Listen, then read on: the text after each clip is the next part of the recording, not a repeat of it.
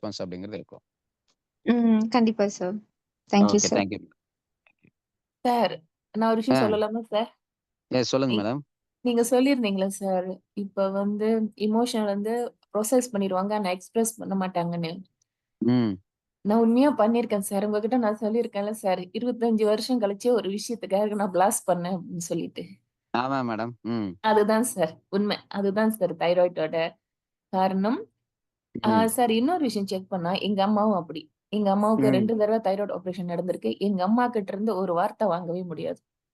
ம். அப்படியே தான் அவங்க ஒண்ணுமே சொல்ல மாட்டாங்க. அம்மாவுக்கு ஆப்பரேஷன் ம். பண்றதுக்கு முன்னாடி நான் கேட்டேன்.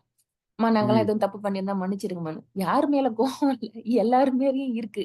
அவ்வளோதான். ம். அதுக்கப்புறம் ஒரு வார்த்தை சொல்லல சார். ம். சோ இந்த மாரி அவங்க எதுவுமே சொல்ல மாட்டாங்க. இப்ப நீங்க ம். சொன்ன பிறகு நான் யோசிச்சு பார்த்துருக்கேன் சார். ரூட் காஸ் அதுதான் சார். நாங்கலாம் வெளிய ம். சொல்றது இல்ல. அதான் சார் இந்த மாரி.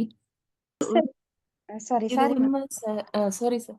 சார் இது உண்மை சார். எங்களுக்கு வந்து அ ம். நானும் அம்மாவும் சரி சார். அவங்க என்ன சொல்லுவாங்கன்னா, மத்தவங்க மனசு கஷ்டப்படுற மாரி பேசக்கூடாது. உனக்கு தானே ம். வருத்தம் வெளிய சொல்லக்கூடாது. நீங்க சொல்ல ம். மாரி சார், அந்த தோழரப லிமிட் எல்லைய தாண்டி ரொம்ப வருஷம் ஆயிருக்கும். அதையே ம். கன்டின்யூ பண்றதுனால தான் சார். ம். இந்த அளவுக்கு கொண்டாந்துருக்கு. உங்க கிளாஸ்ல மட்டும் தான் சார் இந்த விஷயத்த நான் கேள்விப்பட்டேன். ம். இத்தன காலம் வேஸ்ட் பண்ணிட்டுமே இது தெரியல அப்படின்னு ஒரு ஃபீல் இருந்துச்சு சார். உண்மையாவே ஓகே. சார். ரொம்ப சிறப்பா ம். இருந்துச்சு சார் அதுக்கு. Thank you madam.